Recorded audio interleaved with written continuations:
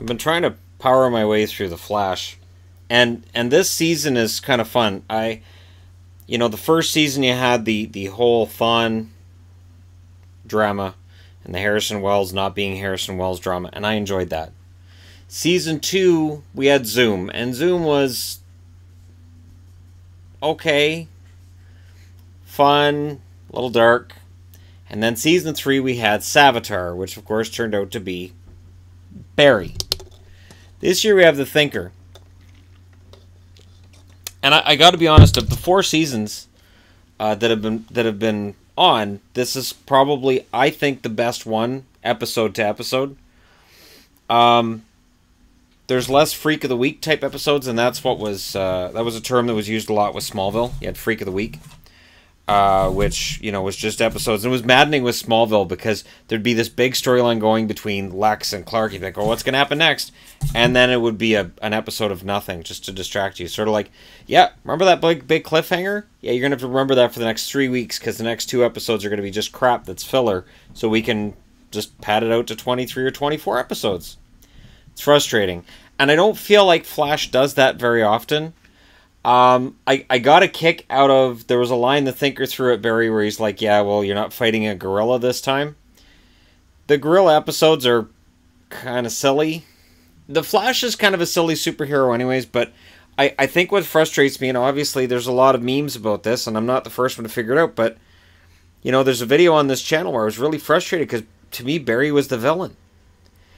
This season he does it again, so there's a rational way of doing things, and then there's the Barry Allen way of doing things. He should change his name to Max Power, because he does it the wrong way, but faster. You got to be a Simpsons fan to get that. The thing to me is that it almost makes Barry unlikable. Like, let's talk about why I'm still watching Flash, while I don't like Barry Allen. I love Caitlin. I wish they'd spend more time with Caitlin and Killer Frost and more into the her having the split personality bit, because she's becoming more comfortable switching back and forth between Killer Frost and herself. And Danielle Panabaker, when she's got the silver hair, I gotta agree with Ralph on this one. You put silver hair on that girl, and my God, she looks gorgeous. And with the blue lipstick too, like, that's a fantastic move. And I like Cisco, and what's weird is I didn't used to. First season, I was like, I don't understand why is Cisco. But now that he's vibe and it's not cheesy at this stage, I actually like Cisco. And Harrison is hilarious. I have for years been scared they're going to kill off the character and the actor will move on to something else, and I'm really glad he hasn't. Because I can remember back to I'm pretty sure he was the one in Dark Angel. It was him and Jessica Alba. And in Dark Angel, I really enjoyed him too. He was the reason I watched Dark Angel, not just Jessica Alba being hot. Girl being hot won't keep me interested in a series, or else I'd be crying that Two Broke Girls got canceled rather than deciding it was the worst thing ever on television.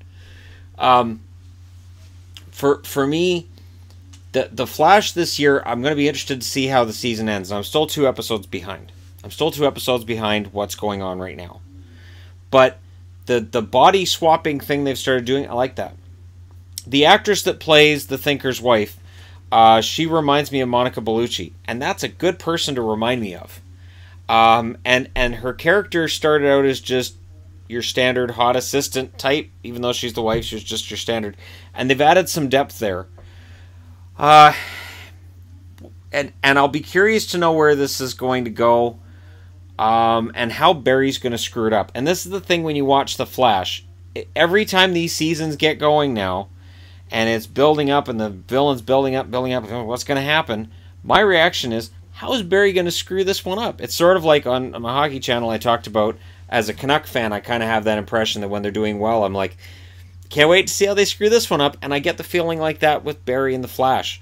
Like, okay, the Thinker could have a completely benign reason behind something he's doing, and Barry comes along and goes, I'm Barry Allen, you can't do this, and turns him into a villain. And that's kind of the moment I'm waiting for, that you find out the Thinker wasn't going to be a villain, but the Flash is such a prick he had to be.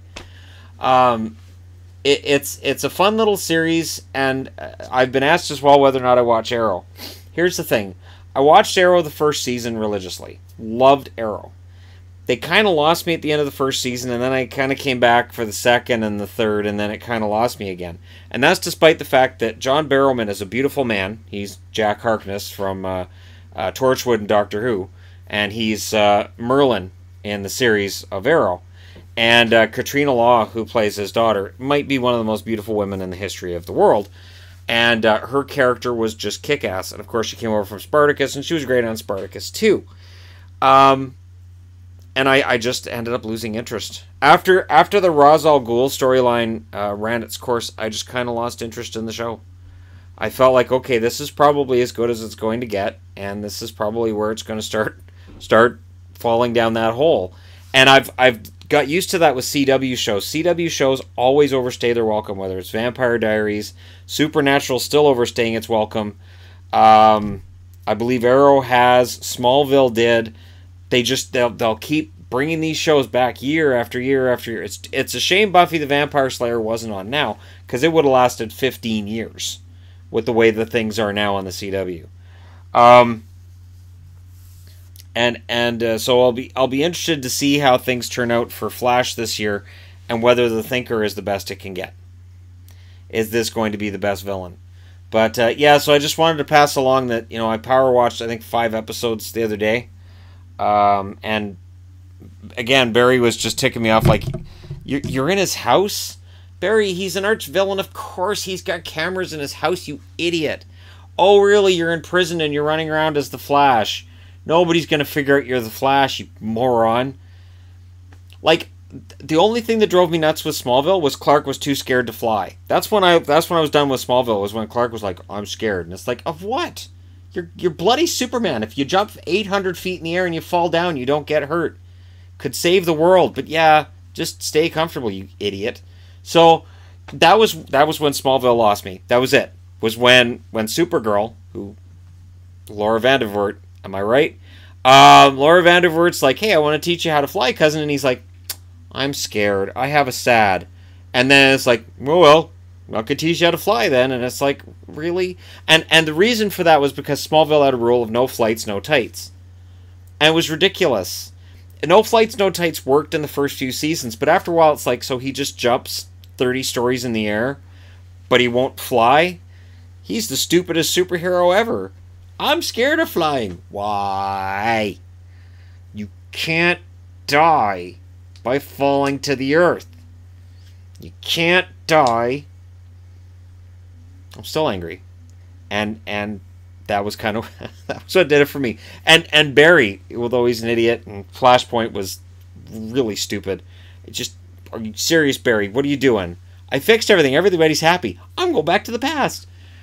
That's not all. I'm going to screw up the future too while I'm at it. Oh, Barry, stop it. Anyways, I just wanted to throw that out there. I know there are some Flash fans out there that watch this channel. And I was asked about the Arrow question. I've watched a little bit of Legends of Tomorrow. I can't get over the Doctor Who echoes in that series, even though I'm well aware that Doctor Who came out after Legends of Tomorrow was conceived by Marvel Comics, or DC Comics. So that's, they're not ripping off Doctor Who. It's just the concept is similar. The characters that were played by Rory from Doctor Who, Arthur Darvill, who's no longer in the show, which is probably for the best, because really his character was so much like the Doctor. I was like, wow, he goes from being Rory to being the Doctor. This has got to be tough for him. But anyways, there you go. There's my whole DC universe that I watch on TV. I will probably catch up on Arrow someday. Maybe part of the reason why I gave notice at my part-time job today is because I need to catch up on TV for this channel, and I can't do that while I'm watching all of the hockey all of the time on the other channel. There's only so many hours in the day, and I've done my math, and unless I just forego sleep, it's just not going to work.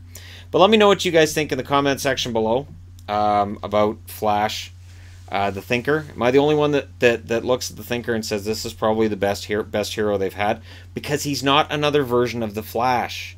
He's not he's not a speedster. I get sick of speedsters all the time. This is ridiculous. Bring in something else. So I'm glad they brought in something else this year, and that he's slowly going insane. I really like the idea of the Thinker slowly going insane and his wife realizes it, and she's got this look on her face in each episode. The last couple I've watched, they're like, oh crap, what have we done? What have I got myself into?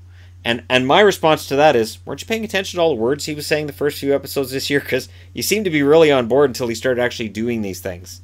When a guy talks crazy, don't just, I love you, dear, and then get totally surprised. I didn't think he was actually crazy. Yeah. He's going insane, though. And I think, and I'm going to end it with this, I think what's causing him to go insane is, and again, don't spoil it for me because I'm a couple episodes behind, is as he's jumping from body to body, he's also picking up part of the personality and the psyche of each body he's jumping into. So he's not quite really himself. So he wants to be, and his ego means he thinks, I am infallible. But really, he's not himself. And I think as the season goes along, that insanity is going to go further. But let me know what you guys think about that. Hit like and subscribe if you're browsing your way through. I'll talk to you again soon. Peace out.